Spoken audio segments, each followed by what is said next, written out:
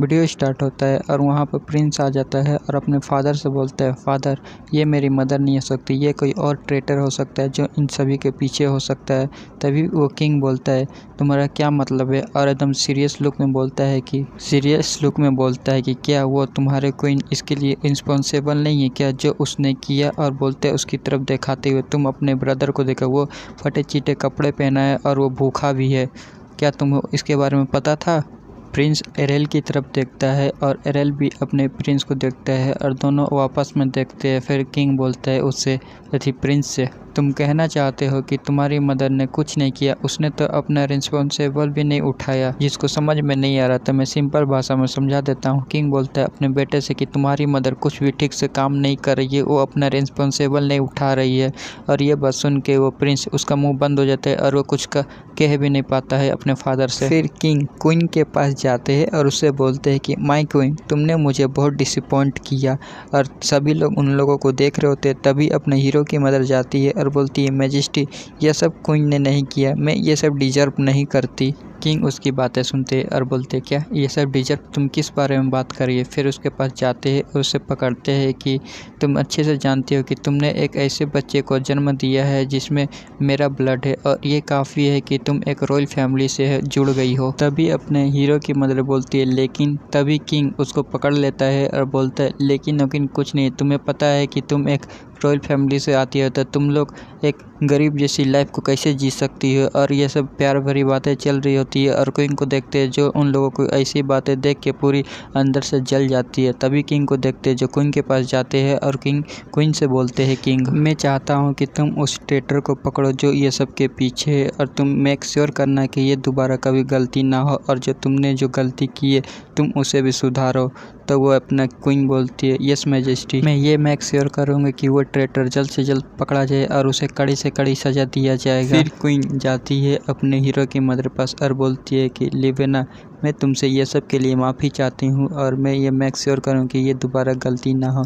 तभी अपने हीरो की मदर बोलती है, क्वीन इसमें आपकी कोई गलती नहीं है, आपको मुझसे माफ़ी मांगने की कोई ज़रूरत नहीं है। और ये बात अपने हीरो भी सुनता है और बोलता है, मॉम आप ये क्या करें, आपको कम से कम उसके गाल पे एक झपटा देना ही चाहिए था। एरेल क्वीन की ओर देखता है और बोलता है कि उसकी आंखों में मैं साफ साफ देख सकता हूँ कि वो ईमानदारी से माफ़ी नहीं मांग रही है। फिर क्वीन अपने एरेल की मदर को बोलते हैं कि मैं ये मेक श्योर कर रही हूँ कि ये गलती दोबारा ना हो और तुम्हें किसी चीज़ की चिंता करने की ज़रूरत नहीं है। फिर कहानी सुनाने वाला आता है और बोलता है, बर्थडे पार्टी ख़त्म हुई और पार्टी ख़त्म होने के बाद बजट का प्रॉब्लम सॉल्व किया गया और उस ट्रेटर को खोज लिया गया जो इन सभी के पीछे था, जो बजट को घपला कर रहा था और उसको पकड़ के सूली पर लटका दिया गया और उस ट्रेटर का काम ख़त्म। सीन शिफ्ट होता है और एक हफ्ते बाद का सीन देखते एक मेंशन को और देखते कुछ मेट्स को जो वापस में बात कर रही होती है उसी ट्रेटर के बारे में और बोलती है कि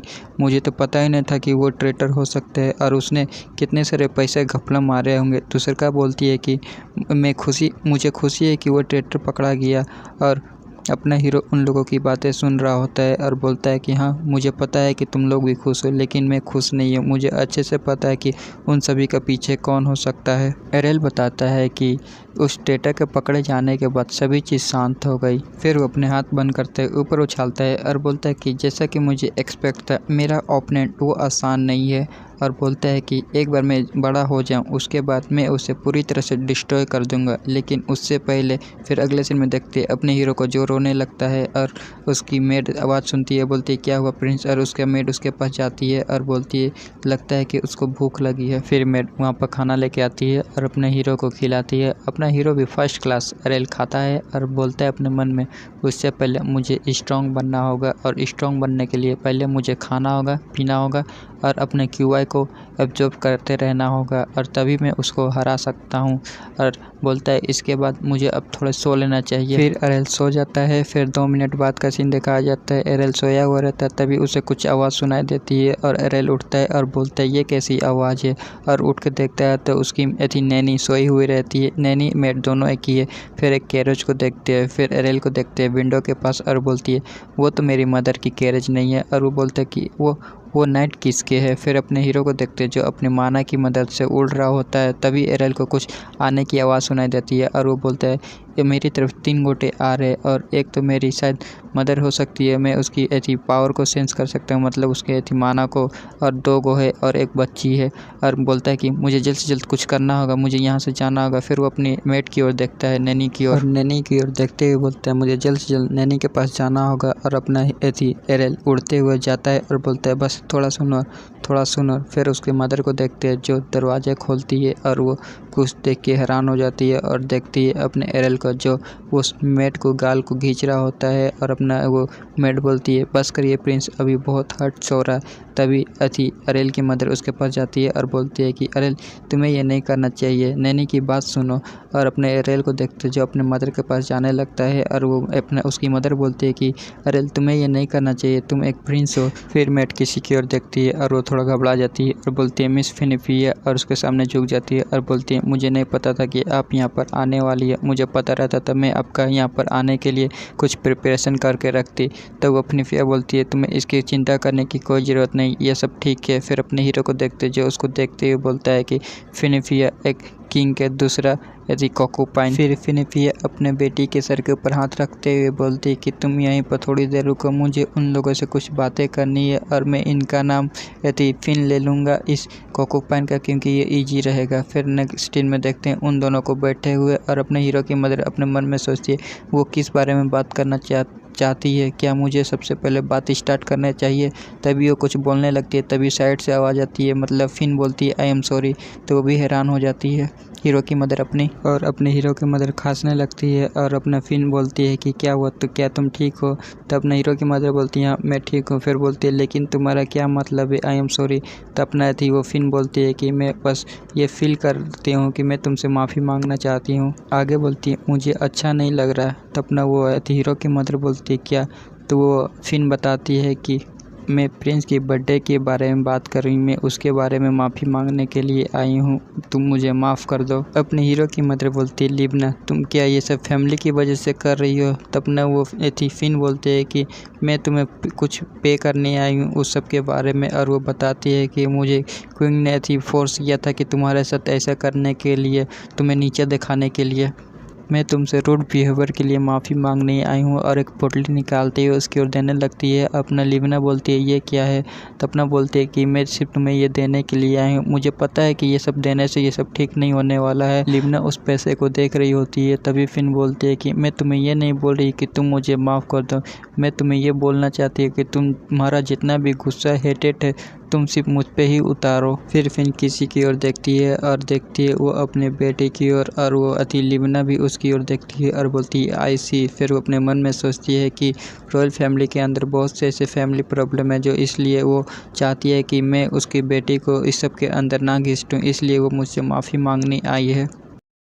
लिबना बोलती है ये ठीक है, और वो बोलती है फिन से कि ये ठीक है, मैं इसे नहीं ले सकती हूँ और मैं तुम्हारे बारे में कुछ बुरा नहीं सोचती हूँ।